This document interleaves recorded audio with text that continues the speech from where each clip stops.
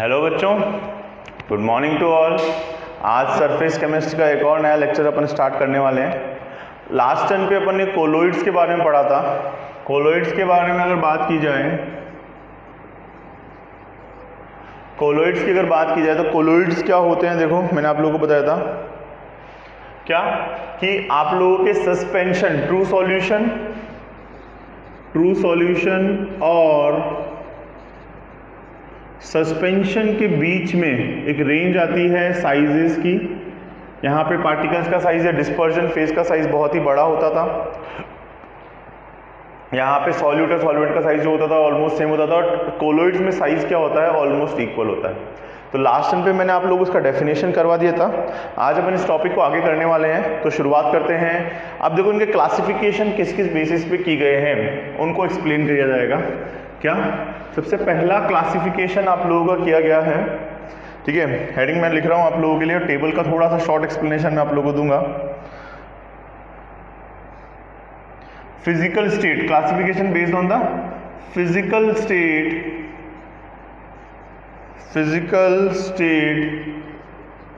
Of dispersed phase and dispersion medium. मैंने आप लोगों को बता दिया था dispersed phase is like a solute and dispersion medium is like a solvent, ठीक है। तो डिस्पर्स्ड फेज और डिस्पर्जन मीडियम क्या होते हैं ऑलरेडी अपना डिस्कस हो चुका है। अब आगे की बात की जाए, देखो फिजिकल स्टेट के बेसिस पे डिस्पर्स्ड फेज और डिस्पर्जन मीडियम की एक टेबल दे रखी है। इसमें से सबसे ज्यादा आप लोगों का एमसीक्यू आने का चांस है, तो स्टार बना लेना फॉर द एमसीक्यूज, ठीक है, टाइप्स ऑफ कोलोइड्स। और ये आप लोगों का आएगा एग्जाम्पल्स आप लोगों को पता होने चाहिए। सबसे पहला दे रखा है सॉलिड इन सॉलिड, मतलब डिस्पर्स फेज और डिस्पर्जन मीडियम दोनों सॉलिड फेज में हो। तो सॉलिड इन सॉलिड का एग्जांपल दे रखा है। आप लोग उस तरह के सॉल्यूशन को बोलते हैं सॉलिड सॉल्यूशन। क्या बोलते हैं? Solid solution. एग्जाम में पूछा सकता था एग्जांपल कि जेमस्टोन, शायद जेमस्टोन्स का एग्जांपल दे रखा है। जेमस्टोन्स बेसिकली ज्वेलरी में इस्तेमाल होने वाले जो स्टोन्स होते हैं, ठीक है, जिसमें अलग अलग एलिमेंट मिक्स होता है, तो हम मानते हैं कि सॉलिड में सॉलिड का एग्जांपल है। फिर अब इसमें देखो लिक्विड में सॉलिड का एग्जांपल, ये सॉलिड फेज में हो और ये लिक्विड फेज में, फर्स्ट सेकंड, इस तरह के सॉल्यूशन को बोलते हैं सॉल्यूशन, ठीक है। लेकिन इसमें साइज क्या होता है, थोड़ा बड़ा। एग्जांपल तुम लोगों का था पेंट्स और सेल फ्लूइड्स दे रखा है। तो पेंट्स एक ध्यान रखना कि हमेशा सॉलिड फेज में ही बनते हैं। पेंट्स क्या होता है, हमेशा सॉलिड फेज में ही बनते हैं, ठीक है। और ये तुम्हारा दे रखा है cell fluids.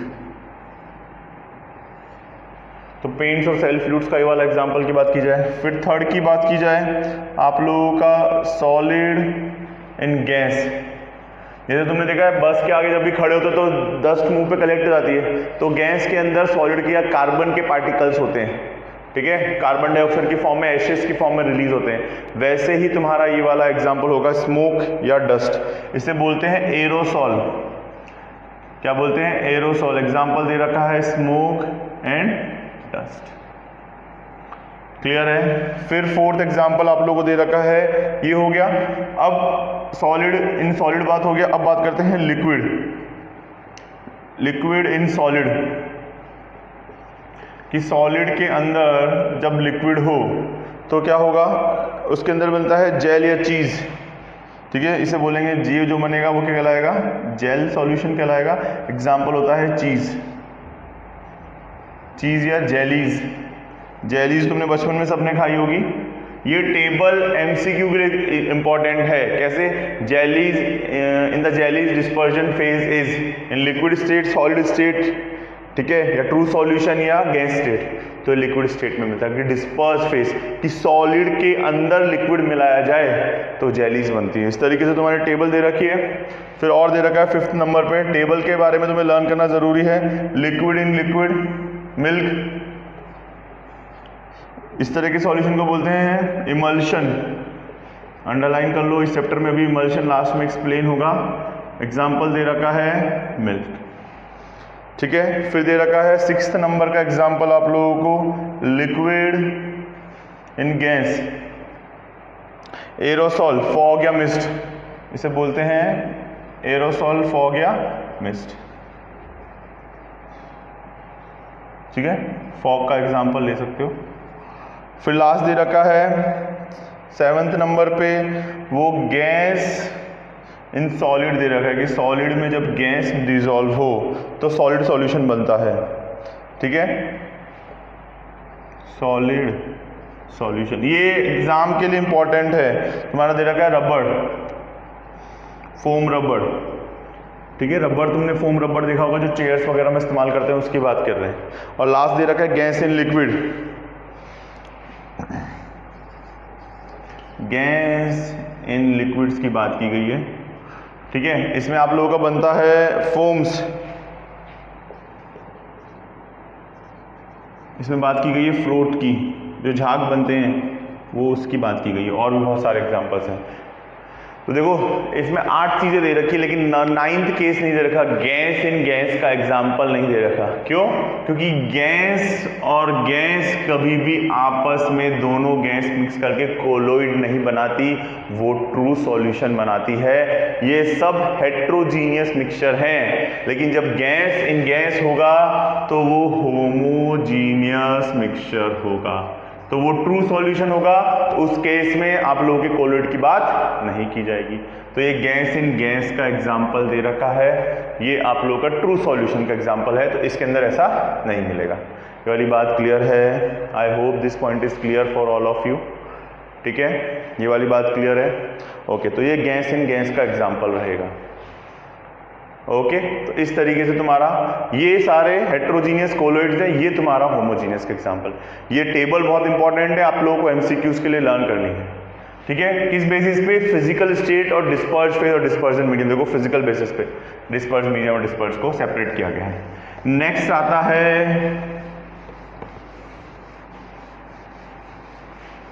Interaction between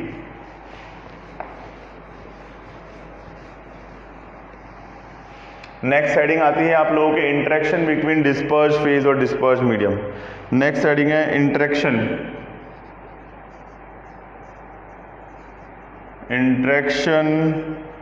between disperse phase and dispersion medium. तो देखो interaction between disperse phase and dispersion medium की अगर बात की जाए तो कैसे रिलेट कर सकते हैं इसको अपन? हाँ देखो, इंटरेक्शन की अगर बात की जाए डिस्पर्ज फेज और डिस्पर्जन मीडियम के, तो इसमें 2 तरह के सॉल्यूशन होते हैं। पहला होता है लियोफिलिक, ये ध्यान से समझना, इसे लिक्विड लविंग भी बोलते हैं। लिक्विड लविंग क्या बोलते हैं? लिक्विड लविंग या डिस्पर्जन फेज लविंग। ये आपस में यहाँ पे क्या होता है, डिस्पर्ज फेज और डिस्पर्जन मीडियम इजीली रिएक्ट कर सकता है, दोनों का नेचर एक जैसा है, दोनों फटाफट से बॉन्ड बना लेंगे। ठीक है, लिक्विड तो डिस्पर्ज फेज। सेकंड पॉइंट क्या हो जाएगा? Disperse phase and dispersion medium react easily.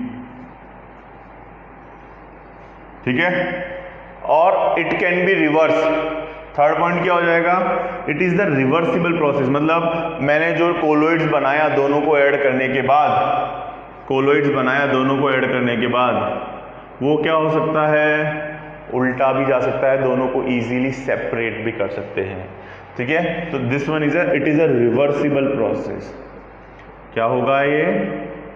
Reversible process की बात की जा रही है कि ये क्या होता है? रिवर्सिबल प्रोसेस होता है। क्लियर है? नोट कर लो बच्चों, it is the reversible process. ठीक है, तो ये इस तरीके से तुम्हारे रिलेट करता है। क्लियर? ओके, इसे रब कर दें तो तुम्हारा इंटरेक्शन बिटवीन, अच्छा एक बार बुक में से पॉइंट्स भी देख लेते हैं।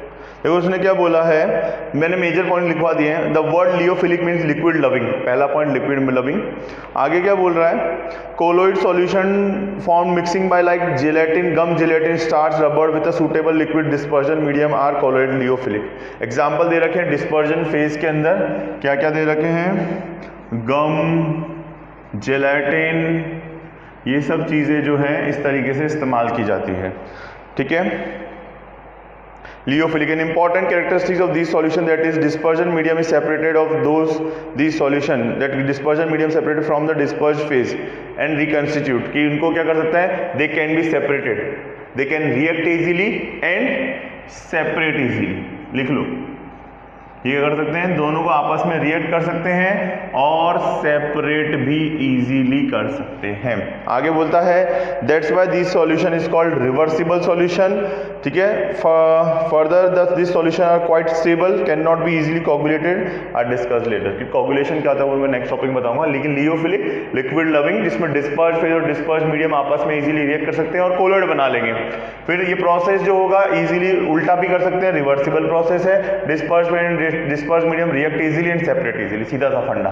Interaction between the disperse phase and dispersion medium, ये होता है लियोफिलिक का एग्जांपल। रब कर दें, ओके।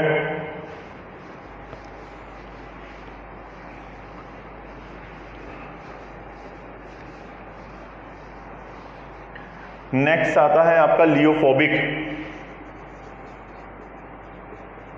देखो, लियोफिलिक लिक्विड अट्रैक्टिंग था, ये लिक्विड रिपेलिंग है, एक दूसरे को रिपेल करते हैं। लिक्विड रिपेलिंग, कि एक दूसरे को क्या करते हैं, रिपेल करते हैं। अब देखो, लिक्विड रिपेलिंग की अगर बात की जा रही है तो कैसे काम करेगा, क्या करते हैं, पहला पॉइंट क्लियर है, लिक्विड रिपेलिंग। फोबिक मतलब याद रखना, फोबिया, फोबिक करके क्या करना है, फोबिया मतलब एक दूसरे को दूर भगाएंगे कि भैया पास मत आ। ठीक है, ये होता है तुम्हारा लियोफिलिक। लियोफोबिक में हाँ, इसमें डिस्पर्स फेज और डिस्पर्जन मीडियम जो है आपस में इजीली रिएक्ट नहीं करते, लेकिन इसको किसी पर्टिकुलर प्रोसेस से पास करने पर वो क्या करते हैं, कोलोइड्स की रेंज ले लेते हैं। इसमें एक दूसरे को रिपेल करते हैं, दोनों आपस में रिएक्ट नहीं करते। जैसे बात करूं, एग्जैक्ट एग्जांपल तो नहीं है, लेकिन डिस्पर्ज फेज में ऑयल वाटर रिएक्ट नहीं करते। मैंने उसमें क्या डाल दिया, थोड़ा सा हल्का कम क्वांटिटी में बात करें, ज़्यादा क्वांटिटी में तो वैसे भी नहीं करेंगे, कम क्वांटिटी में उसमें डिटर्जेंट डाल दिया तो दोनों आपस में क्या कर लेते हैं, रिएक्ट कर लेते हैं। अभी मैं तुम्हें इसका सिस्टम समझाऊंगा। दोनों एक दूसरे से रिएक्ट नहीं करते, प्रोसेस करने में पर्टिकुलर प्रोसेस डिपेंड करता है, अलग अलग फेजेस के लिए अलग अलग प्रोसेस होंगे। वो क्या करेगा, कोलोइड्स की रेंज में आ जाएगा, और एक बार कोलोइड्स बना तो फिर अब ये प्रोसेस जो है एक दूसरे को उल्टा नहीं कर सकता। मतलब थर्ड पॉइंट क्या हो जाएगा, this one is a irreversible process. ये कौन सा प्रोसेस होता है, ये इरिवर्सिबल प्रोसेस होता है। रिवर्सिबल प्रोसेस और इरिवर्सिबल प्रोसेस की प्रोसेस को उल्टा नहीं कर सकते। क्यों नहीं कर सकते, समझ में आ गया अच्छे से। इरिवर्सिबल प्रोसेस जो उल्टी डायरेक्शन में नहीं चले, इरिवर्सिबल प्रोसेस कहलाता है।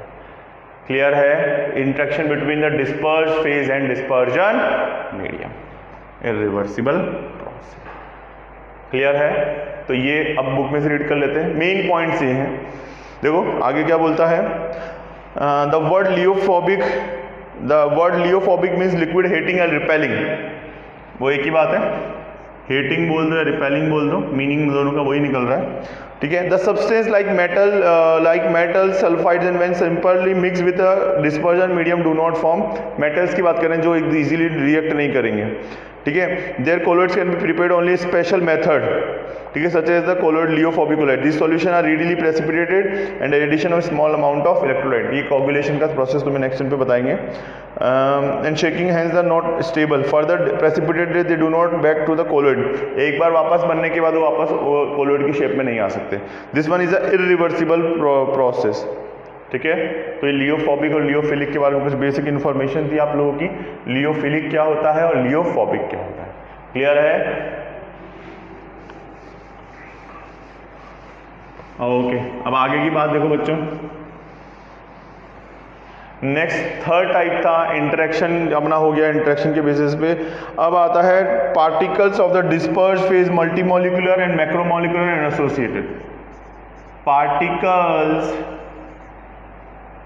ऑफ डिस्पर्ज फेज केस दे रखा है, multimolecular comma macromolecular comma associated colloids. 3 तरह के देखेंगे अपन इसमें, लेकिन आज मैं तुम्हें 2 ही बताऊंगा। नेक्स्ट सेल पे एसोसिएटेड के लिए अलग से वीडियो आएगा क्योंकि वो टॉपिक इंपॉर्टेंट है। तो डिस्पर्स फेज की मल्टीमॉलिक्यूलर और मैक्रोमॉलिक्यूलर कोलॉइड्स की अगर बात की जाए कि उनकी डिस्पर्स फेज अलग अलग होगी, तो सबसे पहला आता है उसमें मल्टीमॉलिक्यूलर कोलॉइड। कौन सा आता है? मल्टीमॉलिक्यूलर कोलॉइड्स। तो देखो मल्टीमॉलिक्यूलर की बात की जाए तो अपन क्या बोलते हैं कि छोटे छोटे पार्टिकल्स के, जब वो स्मॉल पार्टिकल्स में है तो वो कोलॉइड की तरह रिएक्ट नहीं कर रहे, वो छोटे से नॉर्मल पार्टिकल है। लेकिन जब ये एग्रीगेट हो जाएंगे, जुड़ने लग जाएंगे ऐसे, तो मतलब इस तरीके से एक बड़ा पार्टिकल बना लिया, तो ये जो बना ये कोलॉइड्स की रेंज में आ गया। ये जो नया पार्टिकल बना है मल्टीमॉलिक्यूलर, मतलब छोटे छोटे मॉलिक्यूल्स, बहुत सारे मल्टीमॉलिक्यूलर ऐड होके एक बड़ा कोलॉइड का रेंज बना लेते हैं। छोटे छोटे मॉलिक्यूल्स ऐड होकर क्या करते हैं? एक बड़ा कोलॉइड का रेंज बनाते हैं। इस तरह के कोलॉइड को बोलते हैं मल्टीमॉलिक्यूलर कोलॉइड्स। क्लियर है? एग्जांपल्स आप लोगों को याद रखने पड़ेंगे। देखो, a large number of atoms, a smaller molecules have aggregated together of atoms species having the size of colloid, मतलब ये एग्रीगेट हो गए, जुड़कर किसकी रेंज में आ गए? 1 to 1000 नैनोमीटर की रेंज में आ गए आप लोगों के। These species thus is called multimolecular colloid. Example, the gold solution contains particle of various size of atoms. Sulphur sulphate में एसिड का एग्जांपल दे रखा है, मल्टीमॉलिक्यूलर में एसिड का एग्जांपल दे रखा है। सिंगल एस पॉसिबल नहीं है, नंबर ऑफ मॉलिक्यूल जुड़ गए, एसिड बन गया, कोलॉइड की रेंज में आ गया। ठीक है, तो ये आपका हो गया मल्टीमॉलिक्यूलर कोलॉइड। देखो नेक्स्ट आता है आप लोगों का, रब कर दें इसे,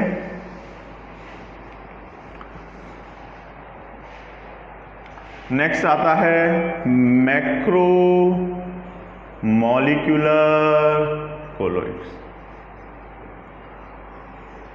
मैक्रोमॉलिक्यूलर कोलॉइड्स की अगर बात की जाए तो मैक्रोमॉलिक्यूल्स में क्या, तो बड़ा मॉलिक्यूल है जो कोलॉइड की रेंज से बहुत ज़्यादा बड़ा है, ये टूटकर छोटे छोटे पार्टिकल्स में आ जाएगा। मैक्रो मतलब इस तरीके से। अब ये जो बना है ये मैं बोल रहा हूँ कोलॉइड, बड़ा मॉलिक्यूल। अरे बड़ा मोतीचूर का लड्डू टूट के छोटे छोटे मॉलिक्यूल्स में आ गया, वो क्या हो गए? कोलॉइड की रेंज में आ गया। किसमें रेंज में आ गया? कोलॉइड्स की रेंज में आ गया। I hope this point is clear for all of you. देखो इसको रीड करते हैं। मैक्रो, बड़े मॉलिक्यूल, पहले छोटे मॉलिक्यूल का जुड़कर कोलॉइड की रेंज में आना, बड़े मॉलिक्यूल का टूटकर कोलॉइड की रेंज में आना। देखो ये क्या बोलता है, macromolecule is suitable solvent solution in which size of macromolecules be colloid range, such size are colloid macromolecular colloid, these colloids are quite stable and dissemble in true solution. Example दे रखे हैं इन्होंने। ठीक है, मैनमेड मैक्रोकोलॉइड्स, नाइलॉन, पॉलिस्टीरीन, ये सब मैक्रोमॉलिक्यूलर colloids के example हैं। समझ में आया? मैक्रोमॉलिक्यूलर कोलॉइड्स क्या होता है? बड़े मॉलिक्यूल का टूटना, और मल्टीमॉलिक्यूलर छोटे मॉलिक्यूल का ऐड होना। तो ये मल्टीमॉलिक्यूलर और मैक्रोमॉलिक्यूलर कोलॉइड के एग्जांपल है। आई होप एसोसिएटेड कोलॉइड के लिए अलग से आपको वीडियो आएगा, उसमें मिशेल और सोप का वर्किंग बताया जाएगा, वो नेक्स्ट वीडियो में आप लोगों को समझाया जाएगा। क्योंकि ठीक है, तो ये तुम्हारा मल्टीमॉलिक्यूलर और मैक्रोमॉलिक्यूलर कोलॉइड खत्म होता है। टाइप्स ऑफ कोलॉइड है आप लोगों का, ये सारे मैंने कर दिए फिजिकल बेसिस पे, इंटरेक्शन बेसिस पे और डिस्पर्जन फेज के। इसमें मैक्रोमॉलिक्यूलर और मल्टीमॉलिक्यूलर खत्म हो गया। ठीक है, एक बार इनको रीड करो और नोट्स बना सकते हो, कोई दिक्कत है नहीं। मैंने मेजर पॉइंट्स आप लोगों को समझा दिए। आज के लिए इतना ही बहुत है बच्चों। Thank you from my side, all the best, bye bye, take care, thank you.